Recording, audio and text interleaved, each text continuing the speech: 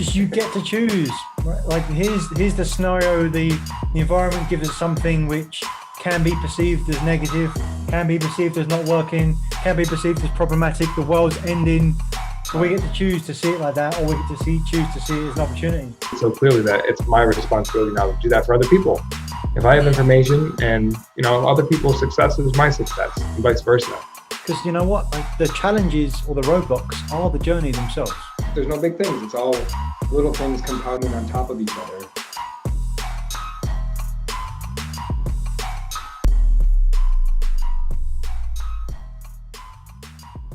Coach Nick Davies, we ready to do another episode of Truth Seekers here? So let's find some truth, Coach. Simple secrets. Hey, do we have to find where there's not truth to search for truth? I believe that what we do is play between the lines. So maybe it's we need to search for the fuzziness, the lack of clarity to find the truth. I had a client tell me yesterday, he said, I knew I was unclear, I just didn't know what I was unclear on. He double whammied up the lack of clarity. I mean, that's a scary place. If you're unclear about something, at least you know what you're unclear about. I mean, what does it feel like to be unclear about what you're unclear about? Hey, at least he had that awareness. Right. It's like I need something, but I don't know what I need. Like I don't know what I don't know. But yeah, it starts with that awareness. Yes, I think that's interesting about how we approach these Truth Seekers episodes. There's maybe different spectrum of clarity that we have and truth that we're seeking. Is that how you see it? And shades of gray and tweaks between those articulations of that concept of the truth, because when a teacher will appear when you're ready, that's how the quote goes, right? It's like it's just a slightly different version of what you've heard already. Yeah, so where can make a big difference. Where might we go today? What feels most right to dive into more deeply today? Vision's definitely been on my mind, but I do want to go back to the competition that we've been talking kind of off camera about. And the quote I just gave you is competitions for losers. Contextually, Peter Thiel, PayPal founder, was talking about you should never invest into a company that's not a monopoly. Meaning if a company hasn't figured out a way to just be competitionless, they're going to move into obscurity because they're just going to end up playing the game between the competition rather than delivering the most value to their clients. They're not free. Yeah, I just had a version of this conversation. So maybe that's the enterprise or company version of that, with an individual who is exploring a potential career path change or life change in his pursuit of earning money or establishing a lifestyle that he wants to establish. So I think about that. We talk about like having a vision. Well, I think vision starts with meaning is where I've gotten to recently. Like we can crunch numbers, we can have that above the waterline talk of what we want. But how do you see that? Does it have to start with meaning, or can you find meaning? Like we always want to start with the end in mind, with the results. But I think of like engineering and building, or reverse engineering and building that way. How do you see that? Depends. I don't think there's a right answer per se. It's whatever gets people moving. I had a client last week who were doing their first version of our lag lead lift, which is basically goal setting strategy in most simplistic terms. He said to me, I'm stuck.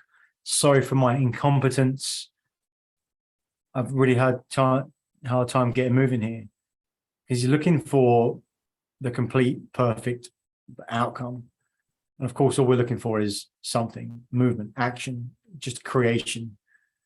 And let's not sacrifice progress for perfection. And I think a lot of time people go above the waterline to look at the money stuff because it comes to them more easily, typically. But I do think it requires way more reasons to do something. And so I definitely don't think it's obvious to say it's not all about the money. If you have all the money, you'll find out soon that it's not all about the money. But also, I don't think it's correct to say that don't even look about the money. I think it's part of the conversation. It's part of the equation. It's an often a relatively easy place to start, but you need to have reasons which align to a meaning for you, for sure. Right. Well, thank you for looping that. So I actually lost that train of thought when I was sharing what I was sharing. So I wanted to loop that full circle to like the monopoly discussion, Peter Thiel. So what I got to with this client is like that's my version of that, which we're seeking his meaningful pursuit, because no one can provide the value that he can provide with what he's thinking about doing, because no one's had his experiences in his life. So it's the same for a company, right? Like a company, you want to define a meaning and provide value for people such that no other company's doing that. Like that's how I interpret Peter Thiel. Is that how you see it too? Yeah. Right. Okay. So here's my version of that. Working in the corporate world, there is obviously an element of clients, and there's an element. And so looking on the extreme. So one extreme, you've got what's outside of the company. It's clients, and what else is outside the company might be regulation, and everything else is in this big, huge planet of a company, a global company. So what happens mostly is what's inside the planet, not what's on the outside in the value that they're adding or extracting. So most of the people, most of the time, are just pushing the sand around the sandbox. So they're in competition with themselves, essentially. So a lot of what happens is just made up with nothing that's concrete. And so if you're in competition internally, how challenging do you think it's going to be to make a difference for the people you're trying to work with? Think of, what comes to mind for me is trying to call your bank if you bank with a huge banking corporation, and actually trying to find a place where you speak to one person, right? Or it's easy just to make one phone call and deal with all the things you want to deal with, and not be on hold or push down the messaging service first or push down an online service, right? Because it's so the scale is such that it doesn't work in that place. And so you've got internal competition. If you're in a place where your focus is everyone's got a vision, has meaning towards an outcome they want to get to, then it cuts through that noise, because people aren't just showing up for a paycheck. So that ties back to your point. So then how might you do that with a company? If you're in an industry or in a category, it's like, well, other people do what we do. So that's a challenge. Am I going to do something that's brand new? I'm always going to have competition. And so we talk about being in a niche. We talk about focusing on ideal clients. That in some sense puts you in a category of your own, a subcategory within that category. So you eliminate the competition because you're not playing the same game as everyone else. And you do the same thing internally. Everyone wants the same outcome. Then you create forward motion in the same direction. Otherwise, it's just that picture of the arrows going everywhere. Yeah. Maybe expand upon the concept of ideal clients, because I think there's something really there's something to hang on to with that discussion, because there's other examples of that, but my perception of ideal clients is that there's take any book of business, right? 100 clients, maybe what X number of clients, you can segment them out to, for lack of a better term, like ones that you enjoy working with more than others, right? So there's a whole spectrum of attributes that might be important to you, and why this is valuable is because it's going to be different things are going to be important to you than they are for me. So that's why we're creating such a unique marketplace or pursuit of a marketplace, that there is no competition. You're so clear on what it is for you that it's not going to be the same for me. We're not even going after the same people. Right. Yeah, but they're close to each other, right? But that's very close. Yeah. there's enough abundance out there that wherever you look, that's enough to be whatever you might need. I see that. That is a very useful belief system to have. Not everybody has that. They come at it from a very what's the opposite of abundance? Scarcity mindset, right? Like, oh, we're fighting over these people. When you come at it from there's more than enough, like right there is just you're setting your game up for success. You just got to find them. Absolutely. And it doesn't, my mind always goes to the, wow, because I get resistance by going to that specific focus and niche of who I really want to work with. Because of that, oh, maybe there isn't enough. But I believe that there are. And the reality is, well, it's a journey to get there. So it's not like either you work with all the people you don't want to, or you have this, in effect, like utopia world where everyone's great you work with. It's a journey to get there as well. And part of knowing who those people are is going through that journey and figuring it out, because it's not, I mean, you said it in a way that's really easy to describe, right? Either you like working with them or you don't, or the people you like working with most, but it's a scale. The extremes are very obvious, but most of the stuff is, the extremes are so far apart, it's crazy, but the closer you get to center, it's more that they're similar than they're not. And you have to go through that to figure out go to the place that you want to go to. Yeah, and so my observation here is that we might think we have clarity with that, but unless we did that exercise, like what are those things that make your person an ideal client? We're providing structure to gain the clarity of who that is. Yeah, we might be surprised. We might be surprised by, oh, I thought this person was ideal, but I guess they're not, or vice versa. And it changes, yeah, because what's ideal today might not be ideal in a year. Right. So there's the constant check-in and making sure that there is alignment there. But maybe just to sum up the conversation so far, so the vision creates that unified, like people are unified to achieve a common goal or common vision, and along the way, that also creates the clarity with the pursuit of who you're going after, and so therefore it creates a monopoly for your business, so that it removes the competition. Did I accurate so far? Yeah, I think that's great. Yeah. And maybe that's what Peter Thiel meant by competitions for losers. Like if we're playing a game to where we're all, that's the scarcity mindset. So coming at it from an abundance, nobody's going after the ideal clients like I am, because nobody has the same ideal clients that I have. Yeah, it's a game of one for one, and then your competition actually then become the people you look to for best practices, and you share. So then you get better together in your own subcategory and more successful in your subcategory because of it. As soon as you succumb to playing the scarcity game, then you're not in the elevated game anymore. You're a different place. You're in fighting. Tie this back, Coach, to some of the work we're doing here at ProAdvisor Coach in looking at what our vision is.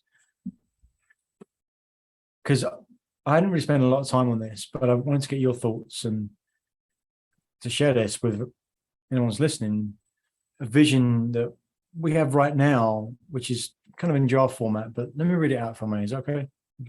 Yeah, please. So 34% of our team came back and said this was what resonated most with them. Create a legacy enterprise of 1 million business coaches by 2037 while living a life of abundance. What are your initial thoughts? That's really big. It's really big. And then what are your secondary thoughts? So let me just make sure I have it right. So create a legacy enterprise of 1 million business coaches by 2037. What was the last part? While living a life of abundance. While living a life of abundance.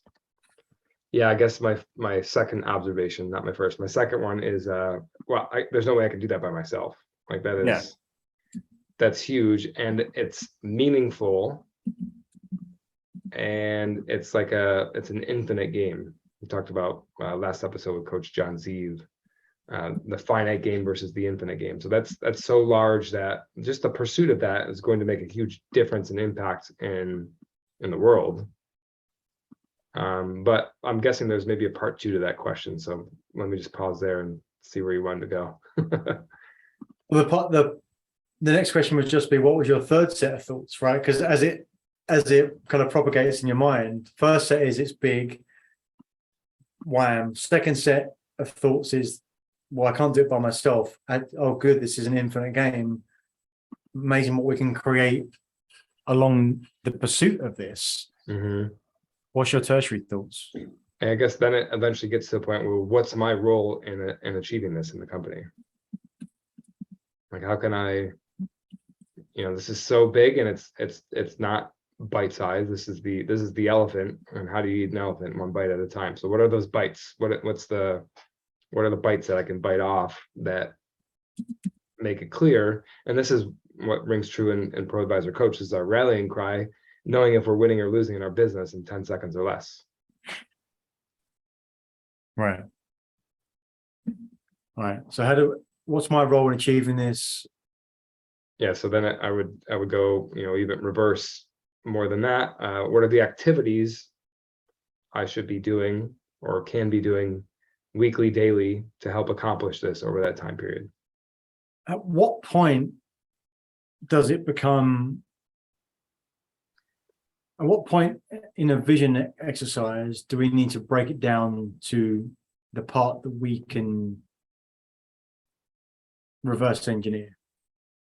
Or should we be doing, because my mind goes to, okay, the next thing we need to do is then go, right, that's 2037. Let's play it all back down to 36, 35, 30, 25, 24, 23. What do we need to be at next year? Mm-hmm. But at what point do we have to allow for the fact that there's things, because it's 15 years away. Yeah. At what point do we have to allow for the space for the things that we don't know yet, and that trust? Mm-hmm. How do you feel about that? Yeah, I think we can maybe map that out, and we know that it's a bit of a J curve. Yeah. And not that we have to accurately depict where it's going to start to J, but we want to, we can play with that and maybe narrow it down within a few years time period.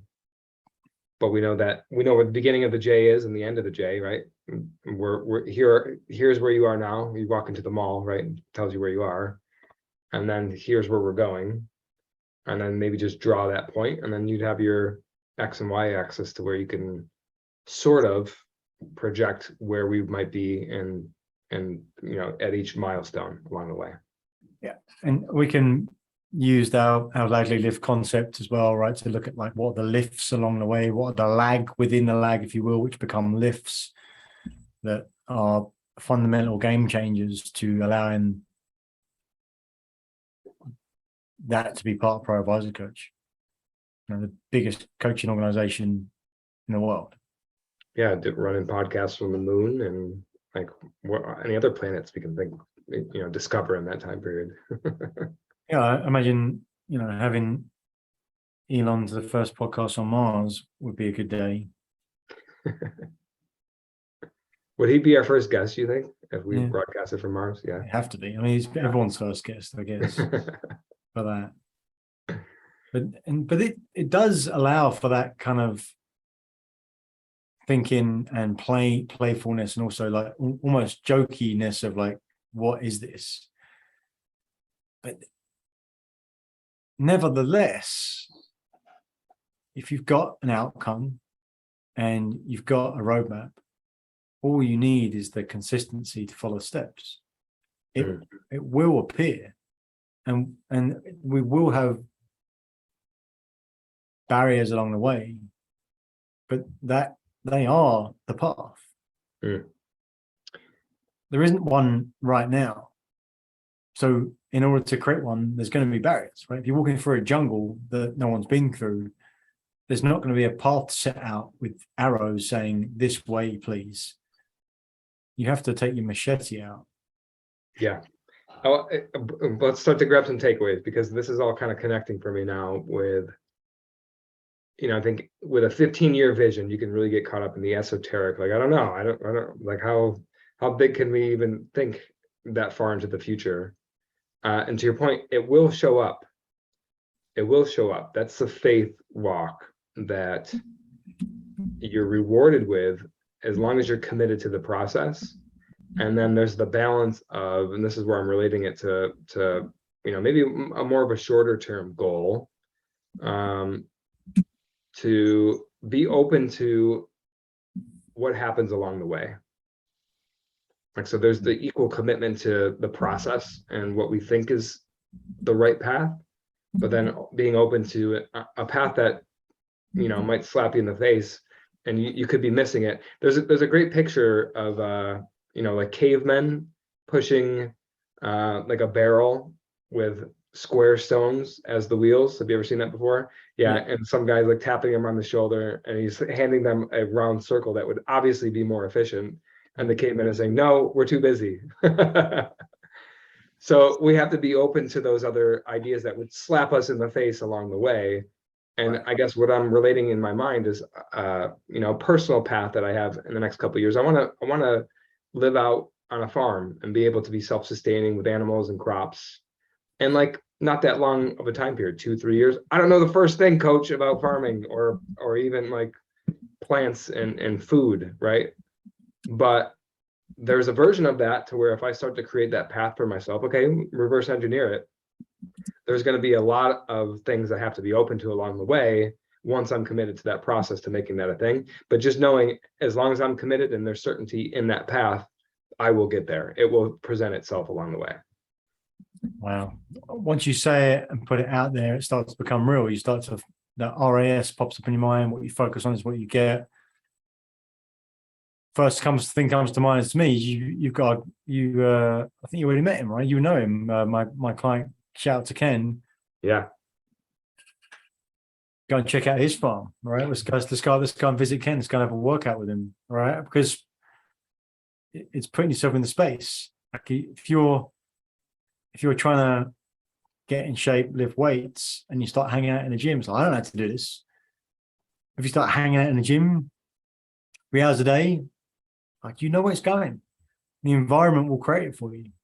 There's going to be something that pops up, right? You need to be bold. You need to put yourself there, but showing up is powerful. And so having a vision and showing up. That plan in between, that's it, right? That's all of the mindset. As soon as you ask for the how, as soon as you ask for the plan, you're in your head, you're in the in-between. There's no clarity. You've got to have a vision and you've got to be willing to show up. The in-between will fill itself in. There it is. Yeah, there it is. Having a vision and showing up. Man, if we want to simmer down a complicated or esoteric conversation to the simple secrets of successful, that's what it is. So thank you for holding that standard today, Coach. Really appreciate it. Yes. All right, Coach. Thank you. All right. Thank you for watching another episode of Truth Seekers. We appreciate your interaction. So please comment, like, subscribe to YouTube, Apple Podcasts, or Spotify, wherever you get your podcasts. And if you want more, check out some of our links. Links to our masterclass, The Achiever's Mindset, and come join our LinkedIn group. And what do you want to see more of? Remember, we're here to share the simple secrets of successful. So help us do that. What do you want to see? What do you want to see more of? Thanks, and see you again next time.